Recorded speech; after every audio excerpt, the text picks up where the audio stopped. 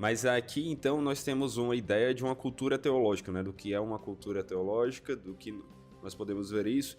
E se, por um lado, não é tanto a preocupação dele dizer como a teologia vai influenciar a cultura necessariamente, né? Ele fala como a cultura influencia a teologia, certo? E eu acho que essa é uma pergunta interessante, né? Como é que vemos essa relação, pelo menos nessa direção? A gente tem que pensar qual o contexto que ele está falando sobre isso, né? O contexto em que o Webster está fazendo essas palestras é no contexto ali do que a gente chama das Burns Lectures, né, que são palestras acadêmicas que são entregues ali numa universidade para não somente teólogos, mas também para pessoas ali que estão estudando as diversas áreas do saber, matemática, filosofia, antropologia, etc. Ele tá o que o Webster vê, né? Isso também a gente vê em um outro texto muito famoso dele que é um chamado Theological Theology, que se eu não me engano a gente publicou na época que eu era editor da revista Martin Bucer um texto relacionado a isso, né?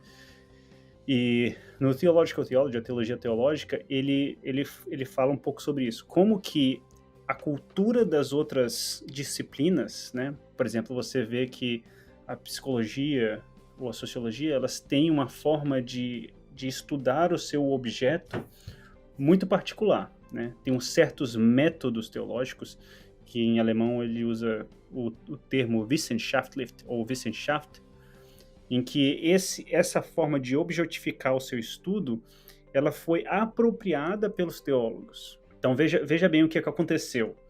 O Webster percebe que a teologia foi influenciada não por uma cultura amorfa da sociedade aí, né, das novelas e das... Não é isso que ele está querendo Sim, dizer, né?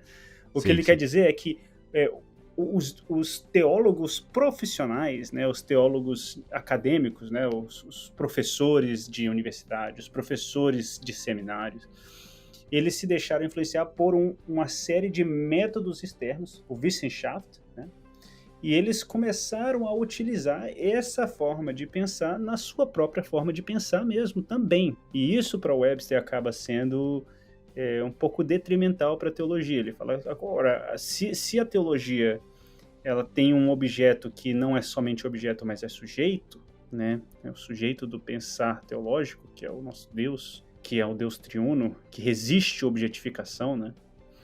Então, a teologia, por natureza, ela tem que buscar uma forma de pensar própria e não necessariamente abdicar da sua forma de pensar porque os outros métodos são mais frutíferos ou conseguem entregar mais, né? Essa é a preocupação dele com relação à cultura influenciando a teologia.